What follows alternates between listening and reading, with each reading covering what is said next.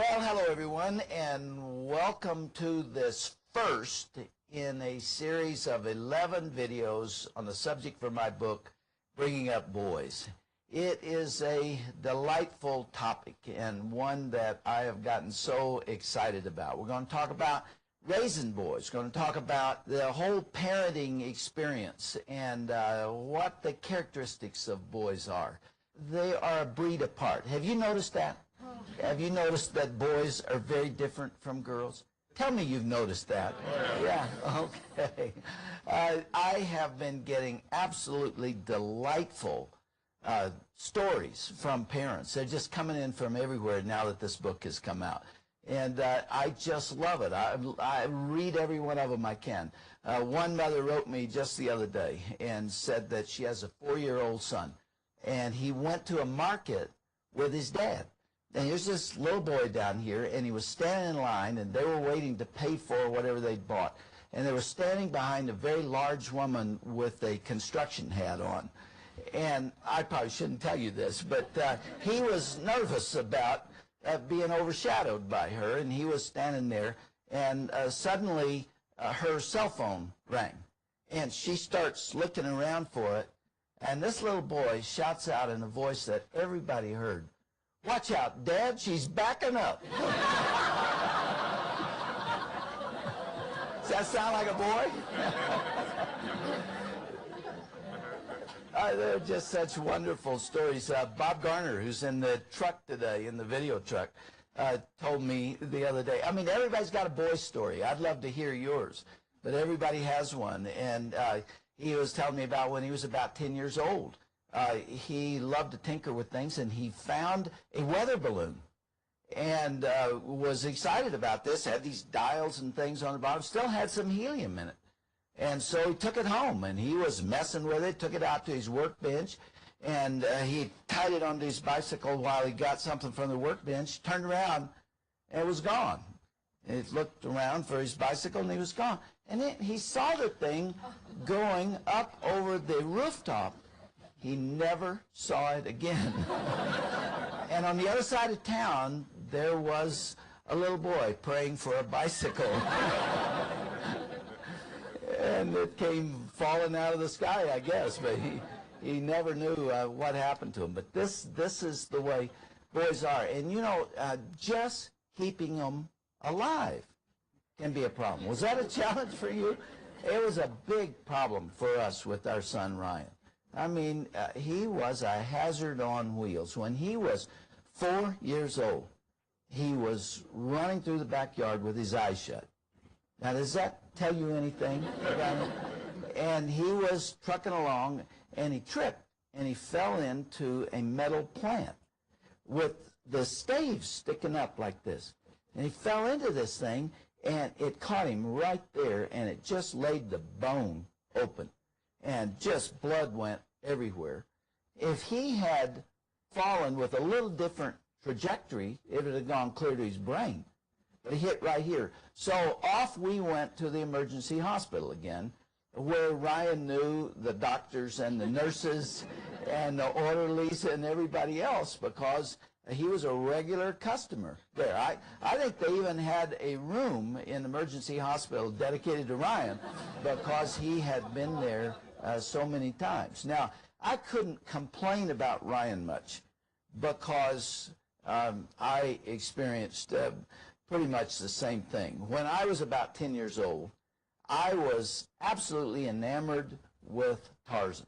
I wanted to be Tarzan. Man, I fantasized about that. I would have worn a loincloth to school if my mother had let me, but I just loved Tarzan.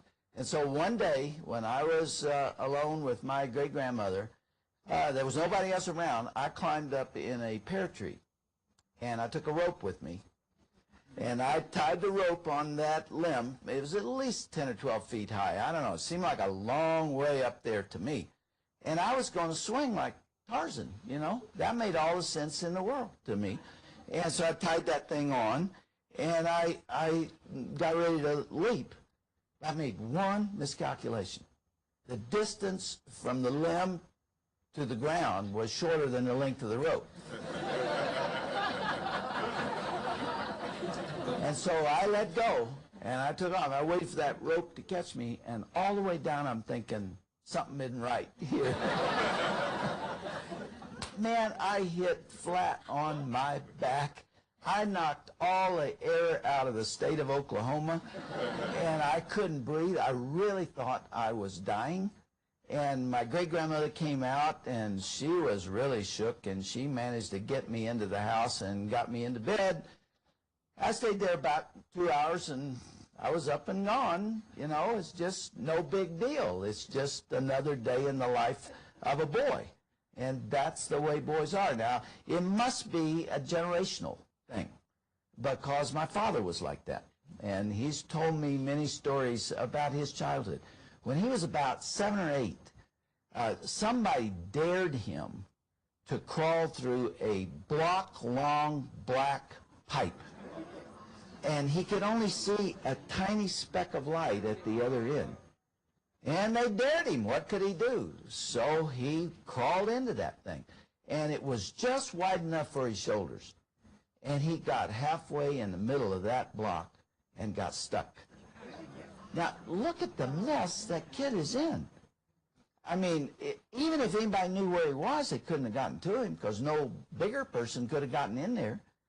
And if they'd have known where he was, they'd have had to have dug up the whole pipe in order to get to him. And you talk about claustrophobic. I have just a little bit of claustrophobia. And just the thought of my being in that black, musty pipe and not be able to get on through just terrifies me. But he managed to get his shoulders free and finally got on through. And again, that's one event in the life of a boy. And you all have them too. I'm going to tell you one more. My dad had 4 brothers, and the first 2, the oldest 2, were twins. Very athletic guys. They played college football. One of them went on to become a high school football coach. And so they were pretty brawny kids. And when they were 2 years old, they were sitting on the floor with their mother, my grandmother, and she was shelling beans. And they were playing, and my grandfather left for work, and as he did, he turned around and said to his wife, my grandmother, don't let the boys put those beans up their nose. Not a smart thing to say.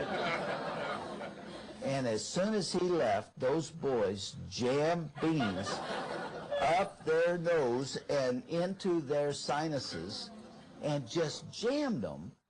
And my grandmother didn't know what to do. She couldn't get them out. She tried to get them out and couldn't. So she left them there. And in about 3 days, those things sprouted. And those boys had little green plants growing out of their nose.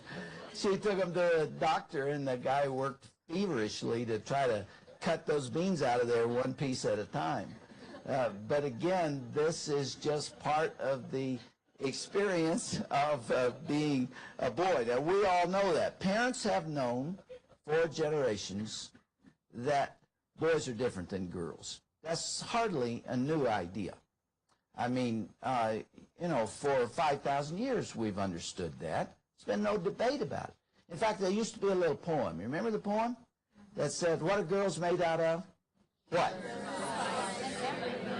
Good. What are boys made out of? Right. Okay, so we've known that. But in the late 60s, and some of you aren't old enough to remember this, but in the late 60s, a really goofy idea came along. A really crazy idea. And it was the notion that males and females are identical except for the ability to bear children.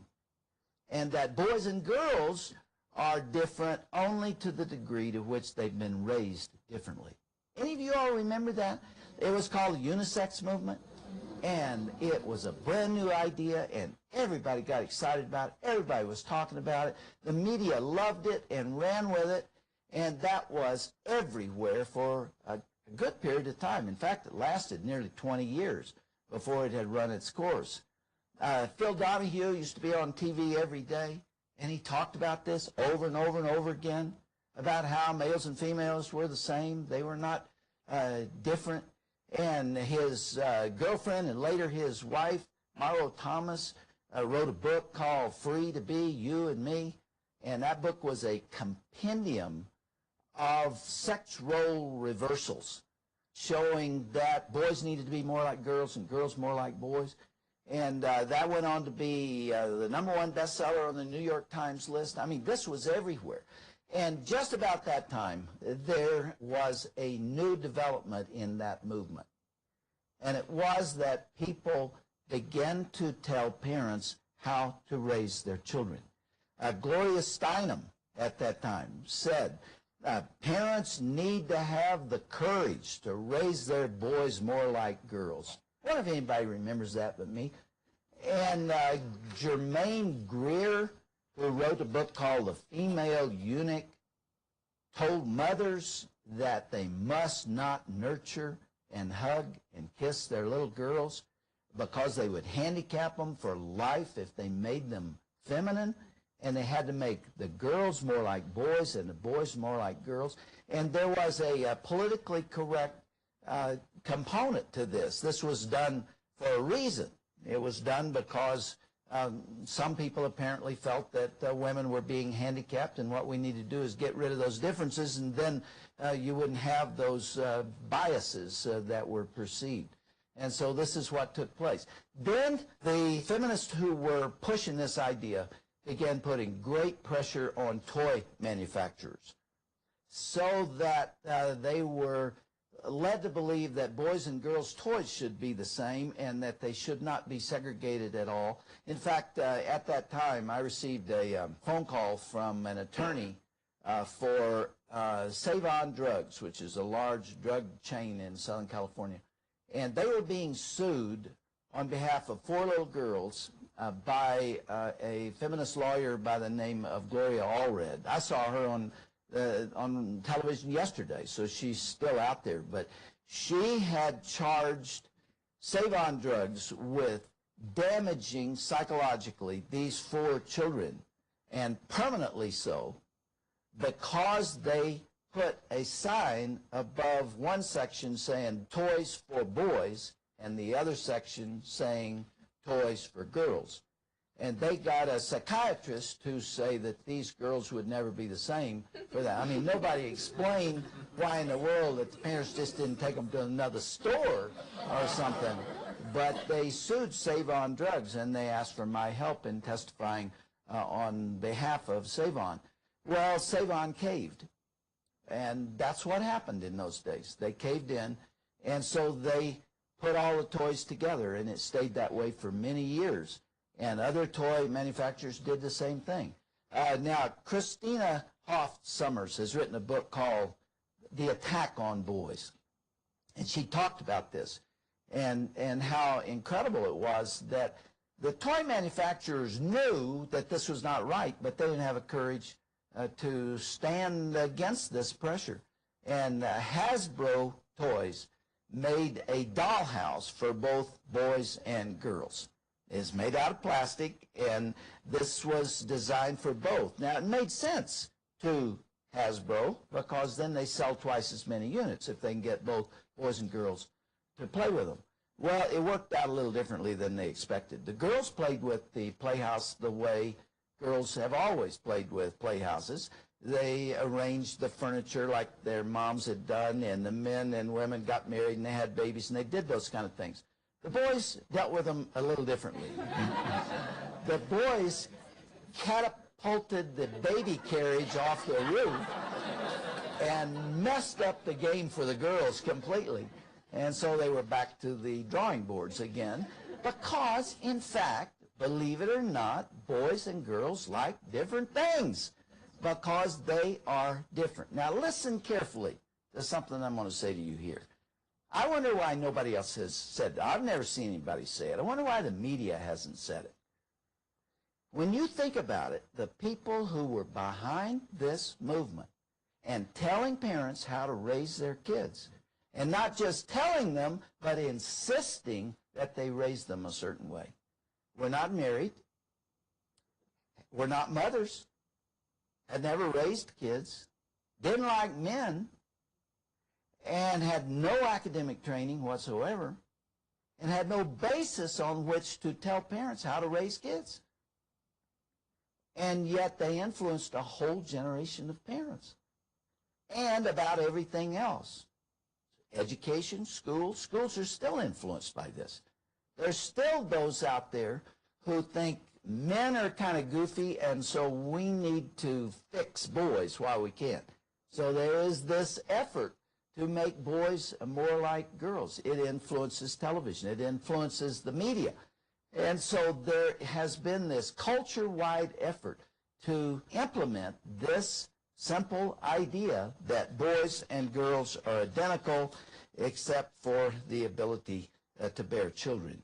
Now, the argument would have gone on forever. It would still be there today, except for the development of medical technologies that came along and ended the argument forever, or should have ended it forever. I'm speaking of CAT scans and MRIs and PET scans and things that allow you to look at the brain without opening the skull. And there weren't very many people willing to cooperate with the effort to look at the brain. And what they found is, lo and behold, breathtakingly, male brains are different from female brains. They're very, very different. When they're exposed to the same stimulation, they light up in different places. Testosterone is the big difference. How did we miss this for 20 years? Where are the neurologists and the others who should have stood up and said, no, this is not true? I mean, we've known for a long, long time that about 6 to 7 weeks after conception, the male baby, the male brain, is subjected to an hormonal bath, a bath of testosterone that flows over that brain of a boy and changes it forever. It changes the structure. It changes the way the left brain communicates with the right brain. There is a rope of nerve fibers that connects the left brain with the right brain, and it's called the corpus callosum, and it is this white nerve rope that goes between the two. And testosterone damages that rope for guys, for boys. So that forevermore, the left brain's not going to talk to the right brain in the same way that it did before. So when women say that men are brain damaged, there's some truth to that, because it's why women pick up clues that men don't pick up. It's amazing to me. I have a PhD in child development. Shirley and I will go to lunch with somebody we don't know. And when we come home, she has all kinds of impressions about who that other person is. I don't get it at all. I may get it 3 weeks later, but I don't get it then. And she'll come home and she'll say, there's something about Clark I just don't trust. His eyes are shifty or something. Well, eyes are shifty. I mean, what does that mean? I don't know what that means. I didn't see his eyes shift. But Shirley sees shifty eyes, and she is picking up something that I don't get. And it's amazing. It's called women's intuition. It's not ESP. It's not anything spooky. Do you all know what I'm talking about? Women, you know you get something that men don't get, don't you? You're right. You wouldn't say anything else while you're here. But it's true. Women are getting different cues. It's why women talk more than guys. And you're glad to find that out, aren't you?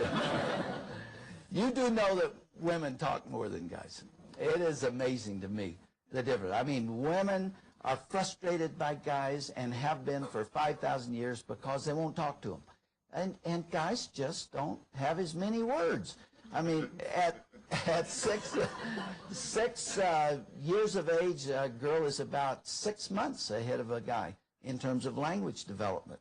And it stays that way. I mean, even into adult life, women have more proficiency with language. We have some security guys here at Focus on the Family. I just love them. And a while back, they were taking Shirley and me to the airport in Denver. And so we were riding in the back seat, and these two guys were, one was driving, the other was sitting over here. And they're not talking. They don't ever talk. They don't talk. And so we're riding along. I'm always a little nervous when people aren't talking, and we're riding along. And after about 15 to 20 minutes, Joe turns to Mike and says, I think there's going to be a lot of traffic today. Mike didn't say anything. I'm thinking, say something, man. He didn't say anything. We went about 15 minutes farther on, I promise you, and Mike turns to Joe and said, I think you're right.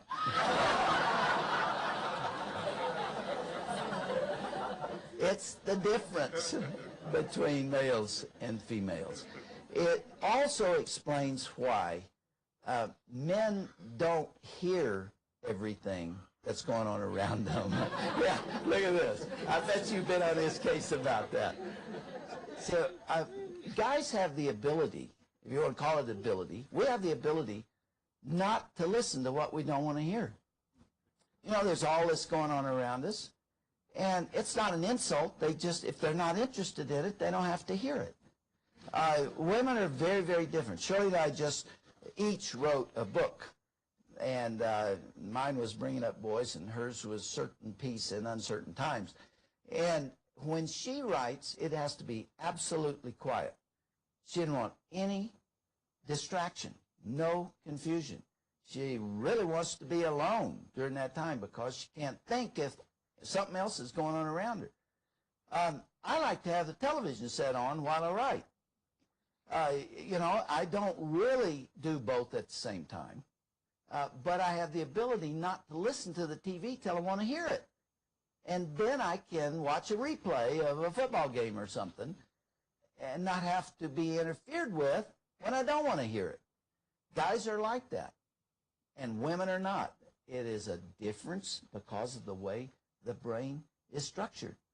Let me give you a little hint for the mothers who are here. You may have heard this before, but if you want to talk to your boys and you're just talking, and you're nagging him half to death, and he's not hearing it, you been there? You understand how it works? Reach out and touch him. You touch him, put your hands on both shoulders, and get him around to look you in the eye. Then he's attending to you. Shirley will frequently do that. I'll be driving down the freeway, and I'll be thinking about something, and she'll reach over and touch me on the leg, and I will look at her, and then I'm listening to her. It's just a major difference between men and women. There are thousands of these. How could for 20 years we deny it? But we did. And I tell you, we're still doing it. There's an article right here in Colorado Springs in the last 6 months where they made that same case, that the only difference between males and females is the way they are raised. And that is simply not true. Now, the physiological difference that I am talking about explains why you see what you see in your boys. It explains why they are flighty. It explains why they are aggressive. It explains why they are more competitive. It explains why they're more likely to take risks. And it also explains why they're interested in different things. It explains why boys are interested in cars and boats and airplanes and motorcycles and firecrackers and balls of all types and hang gliding and skateboarding and all those things, and why they're interested in noise. Boys love noise. Have you noticed that? You know, the women who were raised without brothers are frequently shocked by the sheer physicality of boys. You know, all of that roughhousing and running and jumping and sweating and just climbing and doing things that gets them into trouble. But the truth of the matter is, this is the way boys are. Get used to it. you know, because this is the way that they were designed. It also explains why boys are interested in guns. You know, there was all this big flap for the last 25, 30 years about not giving guns to kids. Well, some people still feel that way. That's okay. If you don't want to give a boy a gun, a toy gun, then do so. But I can tell you, if you don't, he'll make one. He will eat his peanut butter sandwich into the shape of a gun. I mean, you can, you know, do everything you can to try to take him in another direction, but he sort of is the way he is. Someone said that it's sort of like teaching a pig to stand on its hind legs and walk. You might get that done, but you won't accomplish it. It won't really happen, and you just aggravate the pig.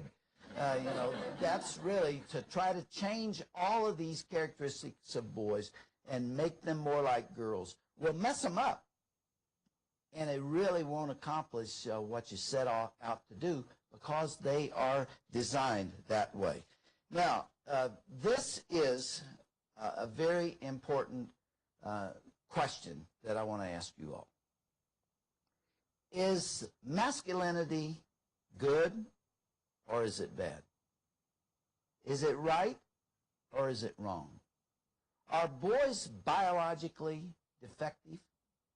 What you see and what we're talking about today, is that the result of the fact that boys need to be fixed, that they're not quite the way they ought to be? Is that the design? Is that the plan? Testosterone is not one of God's big mistakes, although it is true that girls seem to have most of the right stuff. I mean, they do. They make better grades in school. They get along better with their teachers. They get into fewer problems. They challenge the system less often. They get hurt less often. Have you noticed that girls don't like pain? They don't. And if they make a mistake, they try real hard not to make it again. If boys get hurt, they think it's bad luck. And they go back and do it again. You know, because they're coming from a different part of the universe. So the question is, would it be better if boys were raised more like girls, as Gloria Steinem suggested? What I'm going to say to you now is controversial. And some people who see this video or hear what I'm about to say will strongly disagree with it. But facts are facts. Women are designed for a different purpose. And biology is destiny. That does not mean that every woman has to have a baby. That does not mean that every woman has to get married. Please don't misunderstand me. What it does mean is that women are designed for that purpose. And so the temperament of women leans toward that which is helpful and leads toward the well-being of children, including predictability, security, safety, long-term goals. Women don't like change, particularly. You know, there is just a temperament there that is characteristic of women. Now, we vary. You know, the wonderful thing about human personality is that we vary from a person to person, and people are not all exactly the same. But women lean in that direction, toward that which is helpful to kids, to children. For example, women don't like change. When Shirley and I moved over here from Southern California to Colorado Springs, Shirley died over that. I mean, we'd been in the same house for 19 years, and all the relationships that she had meant more to her than all of the accomplishments in the world. That didn't matter to her. What mattered to her were her friendships and the house and the memories in the house and the treehouse in the back. And she wanted to bring grandchildren to that house. And so leaving Southern California and coming over here was ripping her loose from everything she cared about. I mean, if you, and you probably can't see it, but if you look real carefully at the Rocky Mountains out here, you'll see 2 skid marks that come up over the top. Because she came. She came with me. And I'm grateful to her because she's always supported me, and I've supported her, and she knew this is what we needed to do, so she came. But it was hard for her. How did I see that? How did I respond by comparison? Well, this was exciting to me. This was thrilling to me. This was new house, new neighbors, new friends, new church, new restaurants, new everything. That was very exciting to me. That's something I couldn't wait to get over here. We saw this very differently. Why? Because men are designed for a different purpose. Men are designed primarily to provide for and protect their families. That's the way we're designed. So that aggressiveness and that competitiveness and that desire for opportunity and change and excitement are all part of the plan. That's all part of the design. We are different. And in fact, folks, we're really designed for one another. We're designed to complement one another and to compensate for the weaknesses of the other. It almost looked like maybe God designed this thing. You know, I heard somebody tell me the other day that the husband and wife are like the pedal and the brake. He's the pedal, she's the brake. Let me see the hands of those of you who are like that. A few? Yeah, most. The pedal and the brake. Now, if you only have a pedal, you're going to crash, right? I mean, you're going to run into a brick wall someplace. If you only have a brake, you'll never move. So the pedal and the brake work together to make the operation of the car. And that is this difference between males and females. All right, let's apply this now to children, and especially to boys. Boys are men in training. Don't resist this nature. It was God's design. Don't fight it. Don't try to manipulate it. Go with the flow. It's not a mistake. It's not an accident. And begin to get those boys ready for the role of provider and protector that's built into their nature. You know, they're men in training. Teach them to be respectful to women. Teach them never to hit a girl. Teach them never to take anything from a girl that doesn't belong to him, something that is precious to her. Teach him to give.